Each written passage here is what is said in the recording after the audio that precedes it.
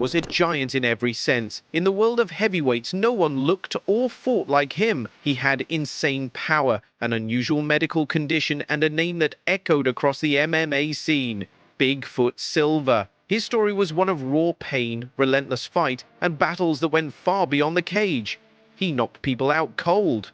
But life also hit him harder than most could ever imagine. If you love MMA stories that hit deep, don't forget to like and subscribe, because now we're diving into the story of Antonio Bigfoot Silva. He was born on September 14, 1979 in Brasilia, Brazil. From a young age, he was drawn to martial arts. They called him Bigfoot for a reason. It wasn't just a nickname. The man was enormous. His feet were size 15, standing at 6 foot and weighing over 280 pounds. He was intimidating just by being in the room. Heads turned the moment he walked in. In 2005, Silva moved to the UK to chase his MMA dream. He trained with the Wolf Slayer MMA Academy.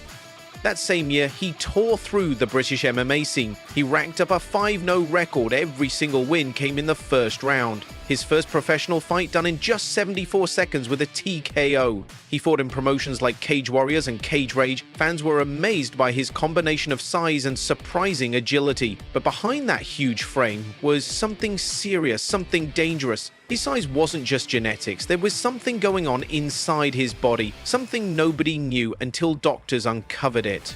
In 2006, a routine MRI before a fight in Japan changed everything. Doctors diagnosed Silva with acromegaly, a condition caused by a tumor on the pituitary gland. It makes the body produce too much growth hormone. Silva had no clue. Neither did his team. His manager, Alex Davis, admitted he didn't even know what acromegaly was. "I just thought he was a big guy," he said. If Silva had developed the condition earlier in life, it would have caused full-blown gigantism. But since it hit later, it mostly affected his hands, feet, and face. His skin got thicker, his appearance changed. In 2007, he had surgery. He began taking monthly injections. It became part of his life, something he'd always have to deal with. Without treatment, acromegaly can cause heart failure, diabetes, even death. And there was another issue: it messes with hormone levels. Like testosterone, for a fighter, that's a big deal. The very thing that made Silva a spectacle, the size, the power, also brought chaos. As his career picked up, so did the complications. By 2006, he was getting noticed on the international stage. He went to Japan's K1 Heroes and made a splash, stopping wrestling legend Tom Erickson with a T. He lost his first fight later that year under Bodog Fight, but bounced back quickly. In 2007, he signed with Elite XC, a new American promotion hoping to grab fans with Bigfoot's size and power. And Silva delivered 3 back-to-back wins. He stopped Wesley Cabbage Carrera, submitted Jonathan Wezorek, and beat former UFC champ Rico Rodriguez. Those wins put him in line for the Elite XC heavyweight title. On July 26, 2008, he faced Justin Eilers for the belt. Silva dominated, finishing him in the second round with knees and punches. He became the first ever Elite XC heavyweight champion. It was his crowning moment. But it didn't last. Shortly after, the California State Athletic Commission dropped a bomb. Silva had tested positive for boldenone, an anabolic steroid used for horses. Silva and his team denied it. They said he had taken an over-the-counter testosterone booster called Novadex to help with hormone imbalance from his acromegaly. Alex Davis even joked if we were going to give him a steroid, it wouldn't be a horse steroid. He claimed Silva was one of the only fighters who should be on testosterone therapy. They believed it was either a fluke or a misunderstanding. The commission didn't agree. In October 2008, they suspended Silva for a full year and fined him $2,500, 0 cents. Instead of waiting, Silva made a bold, risky move. He fought in Japan just months later. It went directly against the CSAC's ruling. California came down hard. They revoked his license. They even threatened his cornerman for helping him fight. Critics tore into him. One headline accused him of exploiting Japan's weak drug testing policies. The scandal stuck. Even though Elite XC shut down shortly after, many still technically saw Silva as the champ, but his image had taken a big hit. People now saw him as a talented fighter, but also as a rule breaker. With his name under a cloud in the US, Silva focused on international fights. In 2009, he went back to Japan, competed in World Victory Road's Sengoku League, and picked up 2 solid wins. He submitted Jim York, putting himself back in the spotlight. Meanwhile, in the US, Strikeforce was building a heavyweight roster like no other, with legends like Fedor Emelianenko, Alistair Overeem, and Fabrizio Verdum.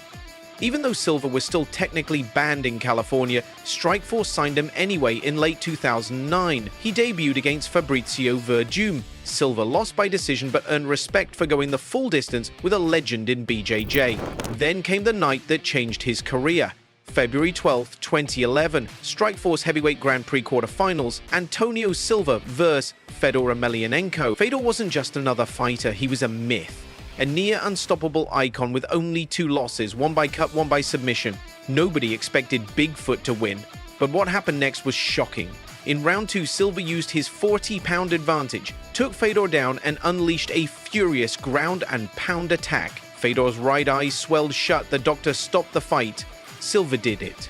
He didn't just win, he stopped Fedor. Silva was overwhelmed with emotion. "When I win, it's huge happiness," he said. He was only the second man ever to beat Fedor in a real fight. The arena exploded. Silva moved to the semi-finals. His next opponent, Daniel Cormier, Olympic wrestler and future UFC champion. Cormier knocked Silva out and ended his tournament hopes, but the message was clear. Silva was no joke. He had a record of 16-3 and had taken out Fedor. People saw him as a legit heavyweight threat, a mix of size, skill, and unpredictability. When Strikeforce closed in 2012, Silva joined the UFC. He was now part of the biggest fight organization in the world. Silva's UFC debut didn't go well. At UFC 146, he was matched up against former champ Cain Velasquez, and Cain didn't waste time. He took Silva down instantly and just rained down elbows. Blood poured from Silva's forehead, his face, his chest. Even the mat was soaked. The fight ended in the first round. TKO. Silva was left with a nasty scar that would follow him for the rest of his career. But he didn't give up. Just 5 months later, he came back, and this time he was out for revenge. He faced Travis Brown and finished him with a TKO, a big win, a statement, but it was just the start. On February 2nd, 2013, at UFC 156, Silva went up against Alistair Overeem. Overeem was a former K1, Strikeforce and Dream champion. Everyone thought he'd destroy Silva. Overeem didn't show Silva any respect. He taunted him, dropped his hands, laughed in his face, but that arrogance cost him. In round 3, Silva exploded. A wild flurry, a crushing right hand. Overeem was out cold. Silva screamed over his fallen opponent, a roar from deep inside. The crowd lost it. It was one of the most unforgettable knockouts in UFC heavyweight history. After the fight, Silva said, "This was bigger than my win over Fedor. I shocked the world again." The win earned him a title shot. 1 year after joining the UFC, Silva had a chance to get revenge on Cain Velasquez. With the heavyweight title on the line, UFC 160, May 25th, 2013, Silva said he was focused, mentally tougher, but once again Cain shut him down. One early right hand followed by brutal ground and pound. First round TKO, it was another devastating loss. Silva had proven he could beat the best, but Cain was just a level above.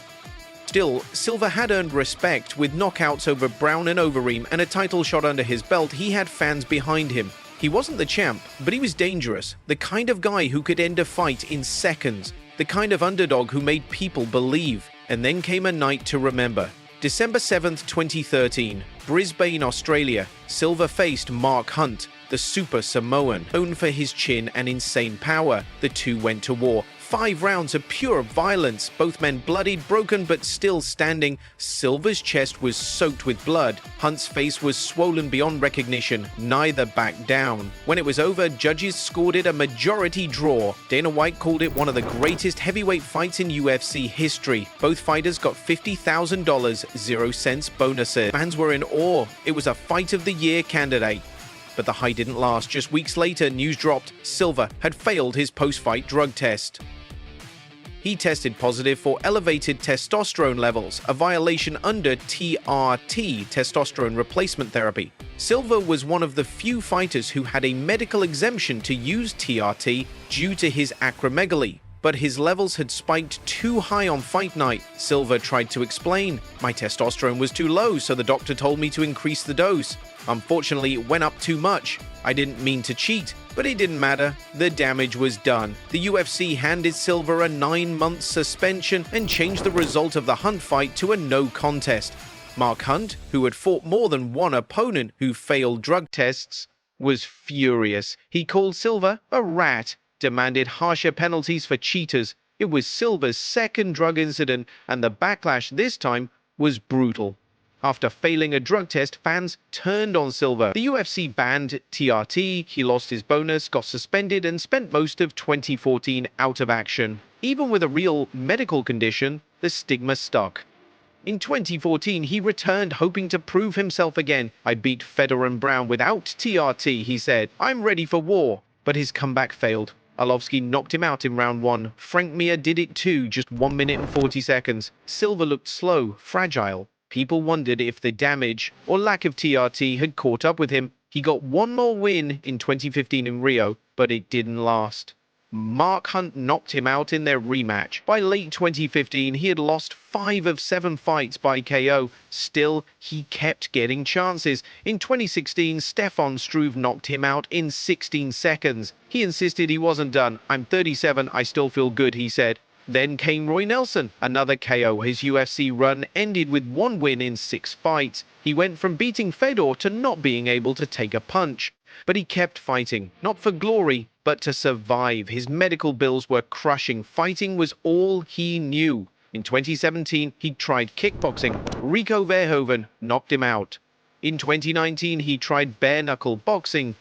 Gabriel Gonzaga destroyed him. From 2016 to 2022, Silva lost 11 fights in a row, mostly by brutal knockouts. Everyone tried to stop him, his team, friends, commissions, but he found places willing to let him fight. In 2022, he said he was done. My time is gone. A week later, he unretired. Finally, in 2023, he said, I'm 100% retired. Now, Bigfoot Silva is back in Brazil. He's coaching, spending time with family, and passing on his knowledge. His legacy? Complicated. He stopped Fedor, knocked out Overeem, gave us that epic war with Hunt. But he stayed too long. 2 failed drug tests, too many KOs, too much pain. He'll be remembered as a warrior, a survivor, and a warning. The fight is finally over, and we all hope for good this time.